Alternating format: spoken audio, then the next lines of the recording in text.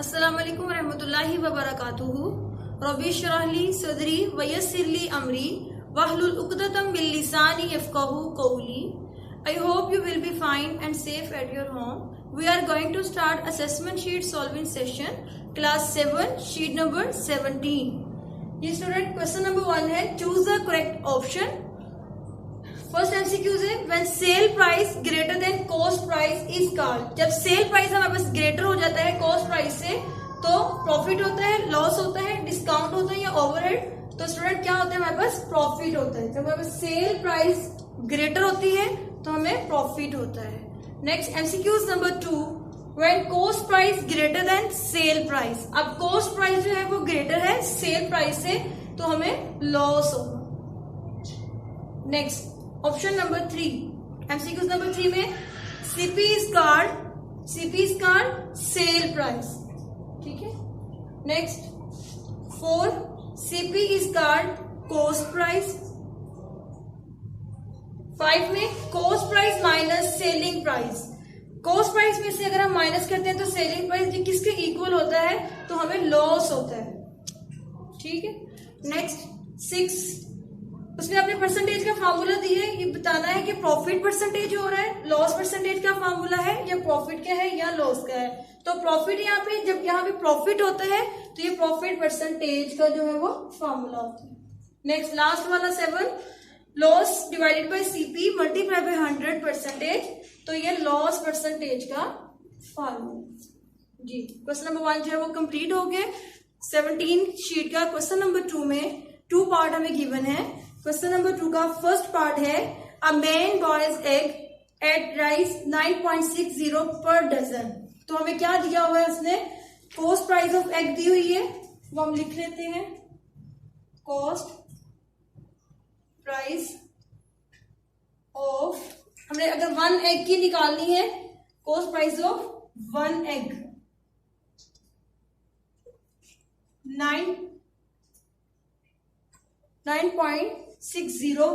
हमें पर डजन की दी गई है, इसलिए हम इसको 12 पे डिवाइड करेंगे क्योंकि 1 डजन में 12 एग होते हैं। जब हमने एक एग की वैल्यू फाइंड करनी है तो उसको हम 12 से डिवाइड करेंगे। 12 से डिवाइड करने से हमारे पास आंसर आता है 0.8।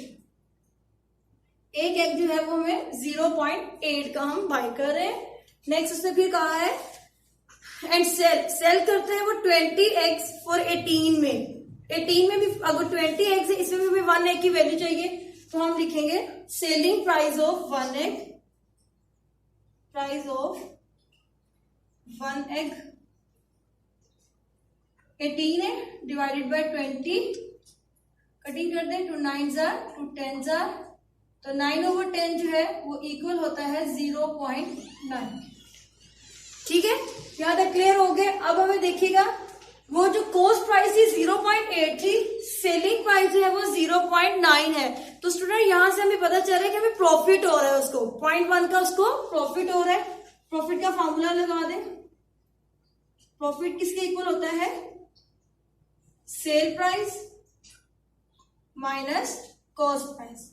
सेल प्राइस 0.9 है और 0.8 इसकी कॉस्ट प्राइस, तो 0.1 जो है वो उसको प्रॉफिट हो रहा है।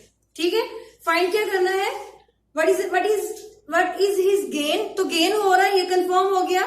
इसकी हमने फाइंड करना है परसेंटेज। अब प्रॉफिट परसेंटेज निकालनी है, तो प्रॉफिट परसेंटेज का फॉर्मूला हमारे पास क्या होता है, profit over cost price multiply by 100%।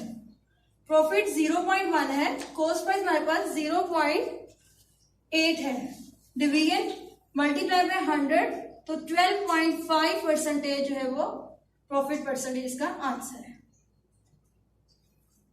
यहां तक क्लियर हो गया अच्छे से। क्वेश्चन नंबर 1 में अ मैन बॉयज एग जो था वो पर डजन जो है वो 9.60 में बाय करता था। हमने 1 एग की वैल्यूज फाइंड की, क्योंकि पर डजन था इसलिए इसको 12 पे डिवाइड किया तो 1 एग की वैल्यू हमारे पास आ गई है।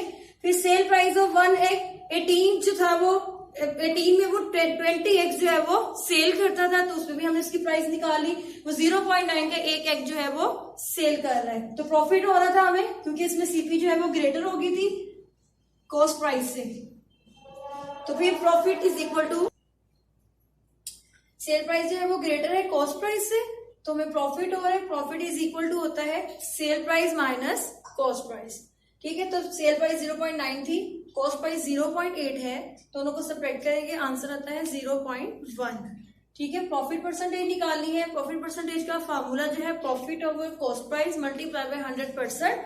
कॉस्ट प्रॉफिट आपने निकाल लिए है 0.1, कॉस्ट प्राइस आपके पास 0.8 थी, 100 से इसको मल्टीप्लाई करना है और आंसर हमारे पास आता है 12.5%।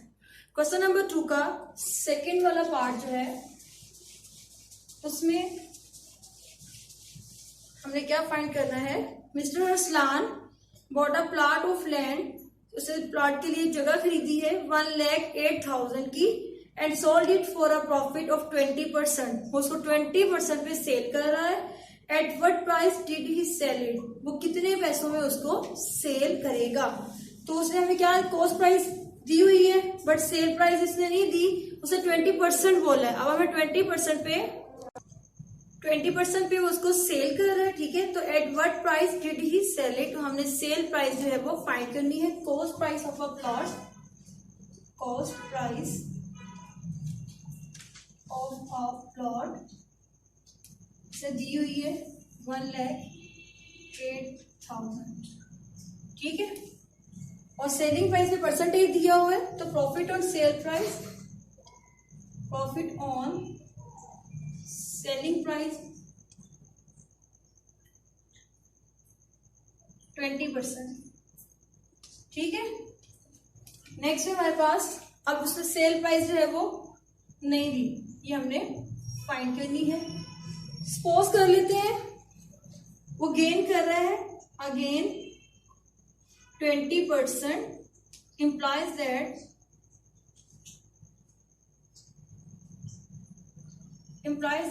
when cost price is, अगर हमारे पास 100% है तो सेल प्राइस फिर क्या होगी 120। 100 थी वो कॉस्ट प्राइस, अगर 100 है तो सेल पे 20% वो हमें प्रॉफिट दे रहे हैं, तो 100 प्लस 20 कितना हो जाएगा हमारे पास 120। अगर कॉस्ट प्राइस ऑफ 1 रुपी हो तो 120 ओवर 100 डिवाइड हो जाएगा नीचे,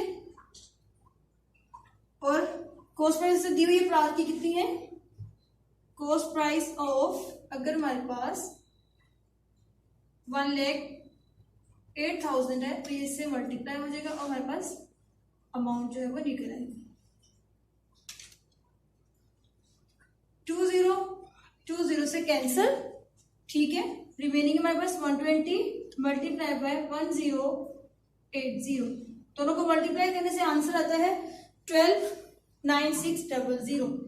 12,9600 ये इसका सेल प्राइस है।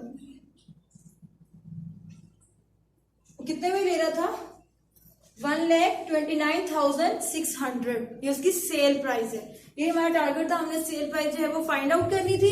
तो cost price of the plot उसे दी हुई थी 1,08,000, उसकी कॉस्ट प्राइस थी। उसने कहा उस पर 20% वो लेगा, अगर वो उसको नेक्स्ट जो है वो सेल करेगा तो 20% पे हमने वो अमाउंट जो है वो फाइंड करनी थी कि उसकी सेल प्राइस कितनी होगी। हमने सपोज कर लिया कि वो 20% जो है वो गेन कर रहा है, तो implies that when cost price is 100, अगर कॉस्ट प्राइस उसकी 100% है तो सेल प्राइस फिर कितनी हो जाएगी 120 हो गया, क्योंकि 10% वो मजीद उसके ऊपर ले रहा है। तो 10 में 100 में हम 20 को ऐड करेंगे तो 120 उसकी सेल प्राइस होगी, हमने सपोज किया था।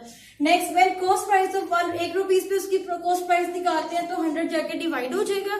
फिर कॉस्ट प्राइस उसने गिवन की थी उसको उसके साथ मल्टीप्लाई कराएंगे, जो चीजें कैंसिल आउट होती थी मैंने कैंसिल कर दी है। एंड पे जो रिमेनिंग वैल्यूज थी उनको हमने मल्टीप्लाई किया है और मल्टीप्लाई करने से आंसर आता है 12,9600। ठीक है स्टूडेंट, शीट नंबर 17 का सोल्यूशन जो है वो कंप्लीट हो गया है और आप लोगों ने इसकी अच्छे से प्रैक्टिस करनी है। फी अमान अल्लाह स्टूडेंट, अल्लाह हाफिज, फी अमान अल्लाह।